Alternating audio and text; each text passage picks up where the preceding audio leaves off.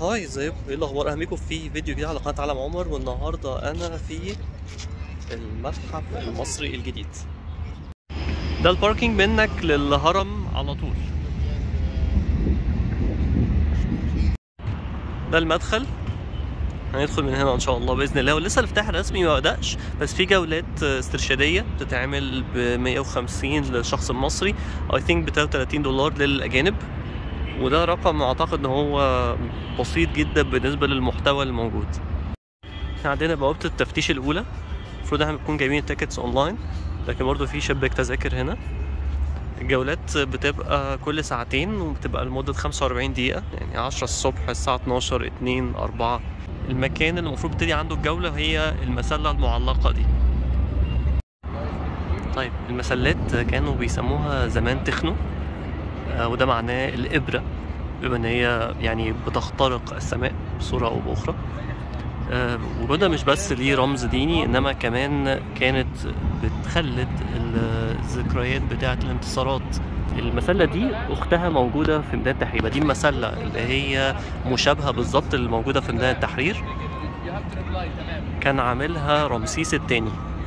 المسله دي ليه معلقه؟ لان رمسيس الثاني كاتب من تحتها، بس مش هينفع ادخل للاسف، كاتب من تحتها اسمه كمان. ضخم جدا المدخل، فيه هيبه كده، والنقوش اللي محطوطة عليه برضو.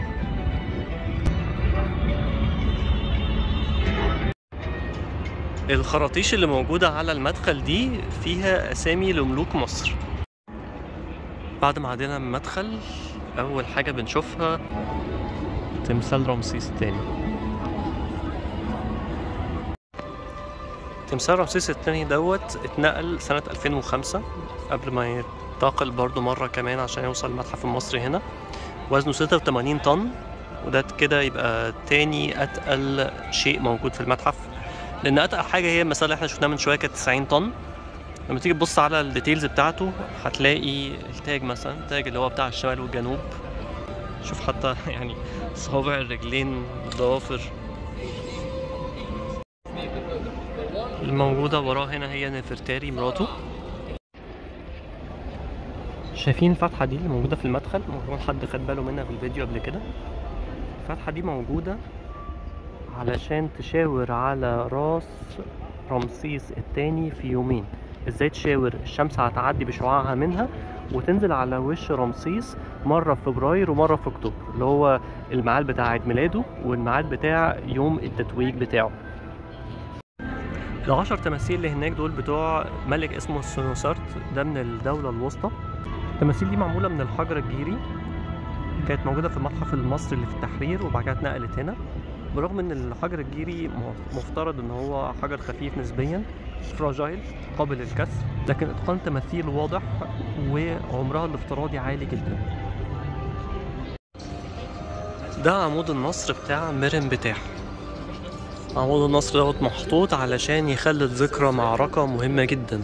المعركة ديت كانت بتتحارب فيها مصر من جبهتين، الجبهة الليبية من الغرب والجبهة بتاعة البحر من الآسيويين من الشمال.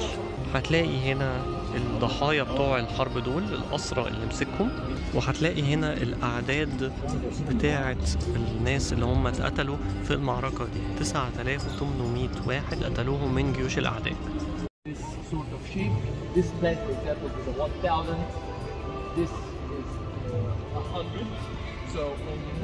متحف مليان مليان مليان. كل اللي احنا فيه دوت هو مجرد القاعة الرئيسية وما تدخل. ده تمثال لبطليموس الأول، وجنبيه واحدة يعني احنا عارفين انها ملكة بطلمية، قد تكون هي مراته، ممكن لا، محدش متأكد لحد النهاردة. دي منطقة المطاعم احنا عندنا منها عشان نوصل لآخر تمثال في الجولة ديت. ده التمثال التاني. طلعت حاجة هنا ان تمثال رمسيس تاني برضو، بس شكله مختلف. في ناس بتتكلم على كذا احتمالية، كذا نظرية. النظرية الأولى إن ممكن يكون ده في وقت شبابه مثلا فكان شكله مختلف. النظرية التانية إنه ممكن يكون واحد من التماثيل اللي هو حط عليها اسمه رغم إنها مش بتاعته. رمسيس يعمل كده كذا مرة. طيب، يعني دي كانت جولة سريعة بنتكلم فيها عن الجزء بتاع البهو الرئيسي والجوله الاسترشاديه بتاعه المتحف المصري. لسه الافتتاح بيقولوا كمان 5-6 اشهر ميبي اكتر، ما حدش متاكد لسه من الميعاد الحقيقي للافتتاح الرسمي، لكن في فعاليات بتحصل اول باول جوه المكان هنا. لو ده مرة على القناه تعمل سبسكرايب للقناه، لايك، شير الفيديو، استنى الكومنتات بتاعتكم. اشوفكم على خير.